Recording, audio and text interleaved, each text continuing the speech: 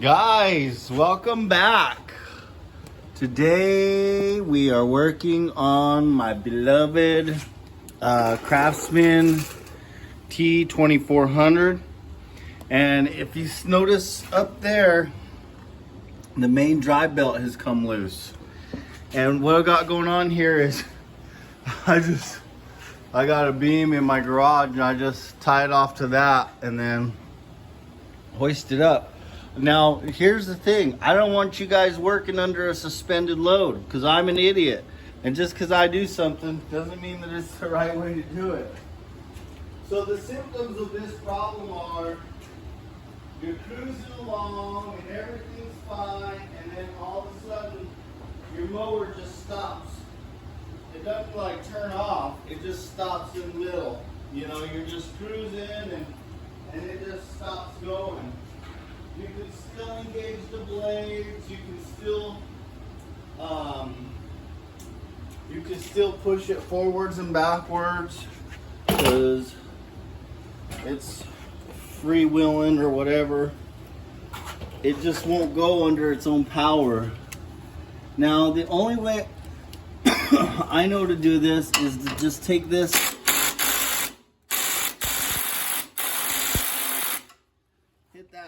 with Duggas. That ain't coming loose though, so we're gonna have to hit it with the breaker bar. If you look at it,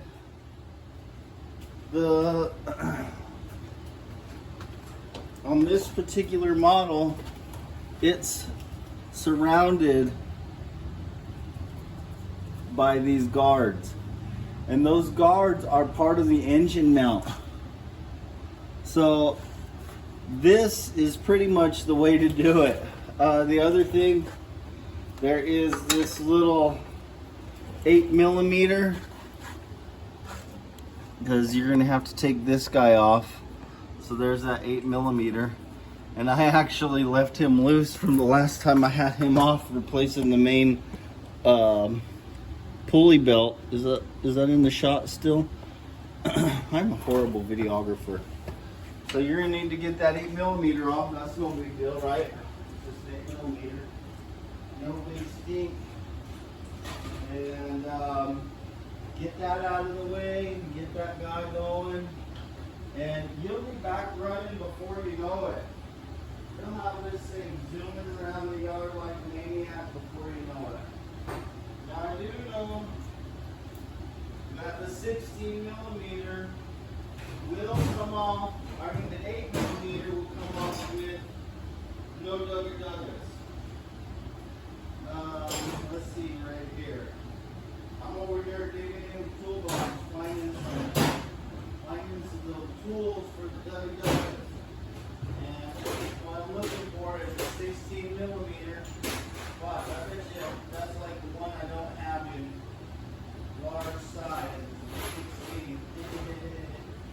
That's just the way it is, guys. You know, you go to get it, and it's like, oh man, that's the one I don't have. I got 15, 17, and of course, no 16. No 16, no 16. Got 19, no 16. Let's see.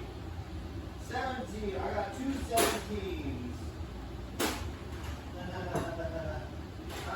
That's funny, huh? Right? That's funny. You just gotta laugh about it because there's nothing you can do when it's like that anyway. You just, when you know, that guys. When you know, you know. And what we do have though is we've got adapters to go from 1/2-inch drive down to 3/8. And I don't always. I'm not the kind of person that recommends doing that. It's just sometimes when you're in that situation, what else are you gonna do? So I have this nice Swan Lake Adapters. Just happened to be in the toolbox. Here's our little 8mm. Oh, that was a 9mm I grabbed out of there accidentally. That ain't gonna work. It was in the 8mm spot. I'm sorry, guys. That's like Bruce Almighty, where he's like in there talking nonsense, just crazy. Yeah. Yeah. All right, where's my 8mm? You know what? Check this out. I'm gonna do this. I'm gonna leave that guy over there, and I'm gonna use a crescent wrench sideways on that little 8mm. And since oh shoot, almost fell off my chair. How embarrassing. I do a lot of embarrassing stuff. Look at me turning that sucker sideways like a dum-dum. Oh man. I'm gonna use this crescent wrench backwards too. I love it. Love it, love it, love it. So that's what we're gonna do. We're gonna use this crescent wrench backwards. We're gonna take this guy off. We're gonna set it aside. And then we've got to open this somehow. I don't even know how to open that. Oh, that came open easy. So this here is, you know, like I said, it's just a 1/2 inch 3/8 adapter. So I couldn't find a 16mm that would work. And you may have to put a chain pliers on there to get this guy off. Oh yeah. That is not gonna, I'm not gonna do it. Even if we engage this blade, let's see if that'll do it. I'll probably just turn the blades, create a safety hazard. Yep, just try to start it in reverse is all. So what we're gonna have to do there is we're gonna have to put a chain vise on him. No big deal. No big deal. We use the chain vise pretty often in the shop here. Which means I'm never gonna be able to find it since we use it all the time. But of course you have one. Now you just have to find it, down. And if I were a chain vise, I would be right here. I seriously have 7 Craftsman rolling tool chests. 8. I have 8 Craftsman rolling tool chests. And so sometimes I forget. So that's what we need. We need a chain vise right here. I got a stinking zip tie I got a pad on the bumper so I could do car pushes with it. Look, even came with a brake bleeder. Stick him right there so I could forget it and run it over. No, we don't want to do that. Let's put that over here, out of the way. We want to conserve that for sure. We're gonna need that for some other job one of these days. So like I said, we're gonna put this chain vise on here. If it sounds like I talk kind of like a Mexican, it's because I'm born and raised in New Mexico. So we have when you're from New Mexico, you have a kind of like a Hispanic twang almost to your speech usually. So like a lot of the words I say it'll kind of sound like I'm Mexican or Spanish, and that's why, is because I'm from New Mexico, and so we talk like we're Hispanic because we are Hispanic. We're white Hispanic speakers. Oh, this guy's giving me some trouble. Oh, get on there. Get on there, you son of a gun. And if I sound like I talk like I'm from Minnesota sometimes, it's because I've been to Minnesota a bunch and I like it. And it makes me laugh to talk like I'm from Minnesota, eh? Also, I've watched Fargo a couple times. And, you know, from watching Fargo, that's how they talk up there. I'll tell you what, those girls from Minnesota, they got some really pretty women up there. Minnesota and Wisconsin, God bless, they got some beautiful women. Florida, New Mexico's got a lot of beautiful women if you like Hispanic girls or Native American girls.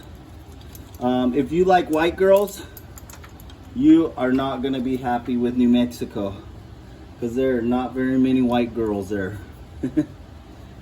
You know, that's horrible to talk like that, huh? They're racist, Sean. They're racist. Am I? Okay.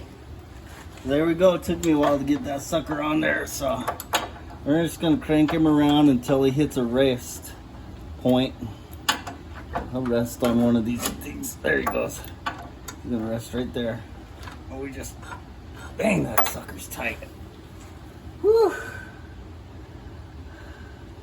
Got the Dugga-Duggas. Put it on backwards, too. The thing is, though, if you put it on either way, it's still,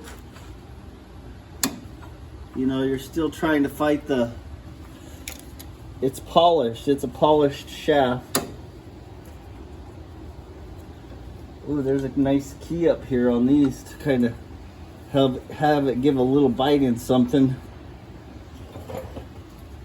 And they tighten the heck out of that guy.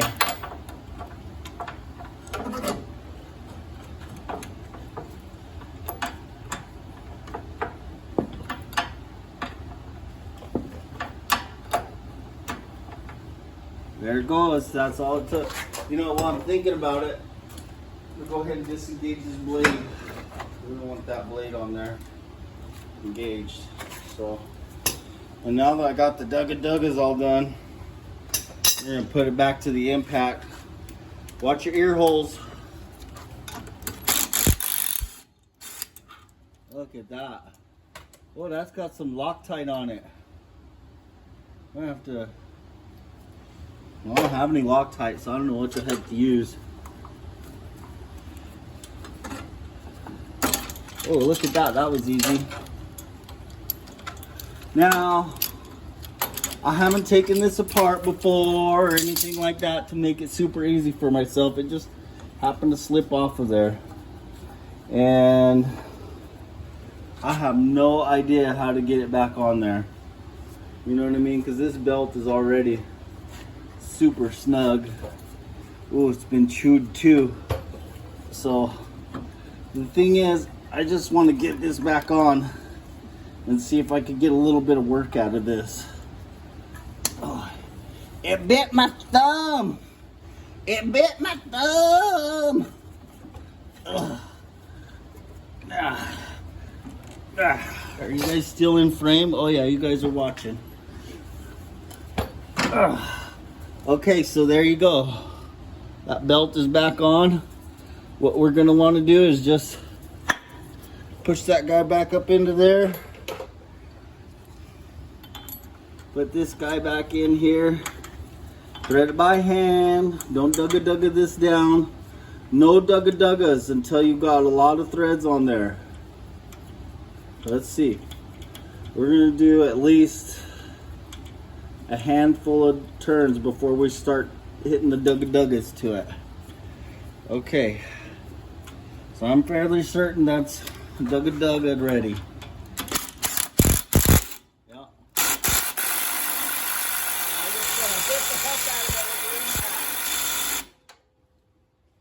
Have the impact turn all the way up. This is one of those impacts that's got 3 levels, and I turn it all the way up. And then we're gonna come back behind it with the 16 millimeter on a 1/2 inch breaker and just give it some oogas. We're gonna put that chain, we're gonna put this chain back on it though. We want that guy to be tight.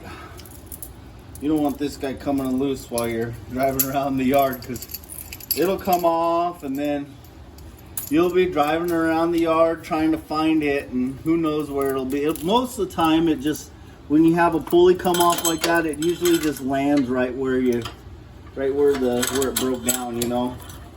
Now your symptoms for this are gonna be, you'll be driving along and it just stops and you're like, oh great, the transmission went out. It didn't. It ate a stick or a piece of metal or something like that. It ingested it into the belt drive system. And all you got to do is just this. I mean, you just got to get in there, lift it up, get it up off the ground. If you try to work under this thing, you are going to be so tired and sore and beat up from that hard work. It's hard work crawling around under a lawnmower like this. I actually watched one of my neighbors doing it. I drove by and he was doing it. He lives about 5 miles down the road, down on the other road actually, but still a neighbor, you know. And so he had the exact same thing happen around the same time. It was crazy. So he had the same thing happen, and of course he was out there crawling under it. His grandson was out there, little baby grandson.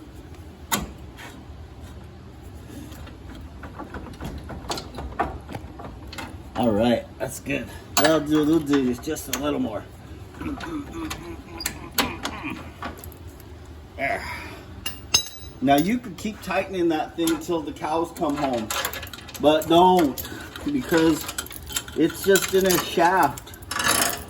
The shafts are made out of Chinesium. Yeah, they're like, you know, they're good Chinesium. You still don't want to put too much dugga on it, because it will snap that sucker off, and you will be buying a new engine and transmission, or not transmission, a new engine, and you'll be like, man, and then what? You know? And then what do? You don't know. I don't know. What do you do? Where's this guy go? Oh, he goes back here. So don't do that. Don't put too much on it. It's easy to put too much on this kind of stuff, you know? Alright, we got that guy back in. This time I am going to drive this 8mm all the way back down. So you guys are going to have to bear with me while I find that 8mm, because I'm not going to drive that back down with a crescent wrench. I'll keep talking to you. We'll talk about what are the symptoms of this. For me, what happened was I was driving along, getting ready to go put it back in the shed. Oh my shit, I wasn't going to put it in the shed. I was going to go park it on the back of the lot. And of course I wasn't going to put it away. I was going to go park it on the back of the lot and do some more work later after it cooled off a little bit more. And I hit a bump. And I don't know if it was the bump or what. Or like I said, it ingested a stick. I didn't find a stick. So, however, I do know, just from having a brain and a pulse, that it had to eat something. It didn't likely just pop off and get a tiny little bump. It probably ate, like I said, a stick or a piece of debris from the yard.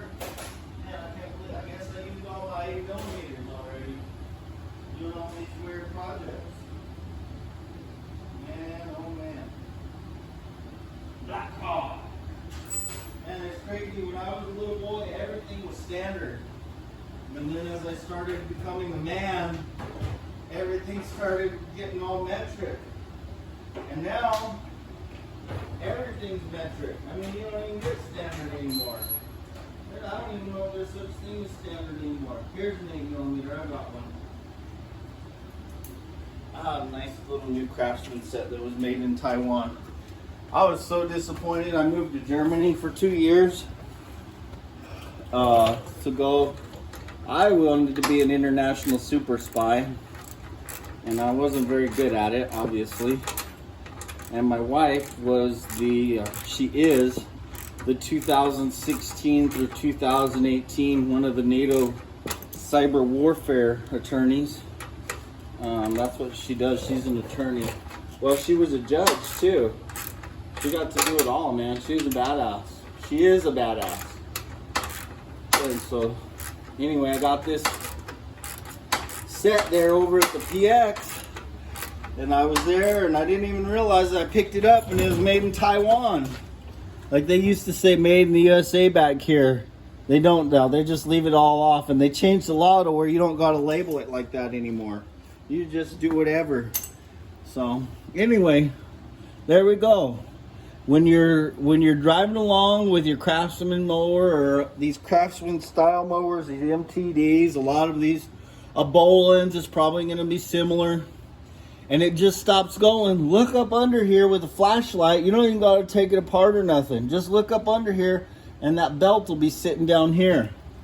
And there's your lunch right there. As my favorite lawnmower repairman says, Terrell, the pterodactyl. He's so funny.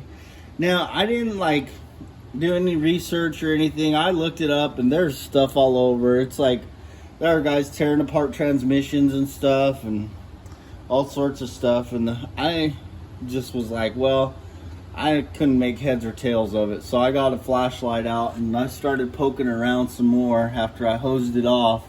And I saw that belt was off and I knew that was it. So, I mean, if it looks like a duck, quacks like a duck, it's a duck.